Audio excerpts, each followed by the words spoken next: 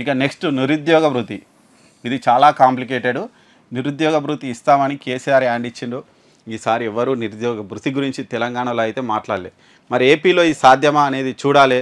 మరి కాకపోతే ఈ నిరుద్యోగ భృతి ఇచ్చినా ఇందులో కూడా ఖచ్చితంగా కండిషన్స్ పెట్టే అవకాశాలు ఉన్నాయి. అంటే ఇప్పుడు సంథింగ్ ఎవరో ఒకరు 21 ఇయర్స్కు వాళ్ళకి డిగ్రీ అయిపోతుంది. డిగ్రీ అయిపోయిన తర్వాత ఈ కథం నాకు 3000 నిరుద్యోగ భృతి వస్తుందని ఇంకా ఇంటికాడ కూర్చుంటే నడవదు.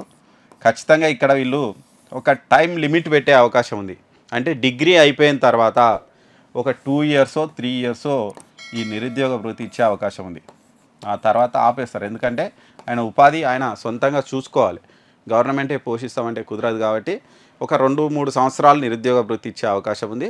దీంట్లో కూడా ఇంకేమైనా కండిషన్స్ పెడతారా చూడాలి. మళ్ళీ ఇందులో కూడా రేషన్ కార్డ్స్ పెడతారా లేదంటే ఇంకేమైనా పెడతారా అనేది చూడాలి.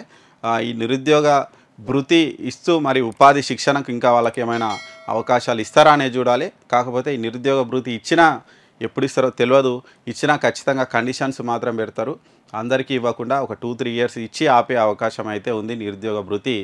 కాబట్టి ఇది ఎప్పటి నుంచి అమలు చేస్తారని చూడాలి. ఎందుకంటే ఇప్పుడు నాకు తెలిసి ఇక్కడ ఈ లోకల్లో అయితే ఎవరు ఈ స్టేట్లు మన చుట్టుపక్కల ఉన్న స్టేట్లలో ఎవరు నిరుద్యోగ భృతి అయితే ఇవ్వడం లేదు.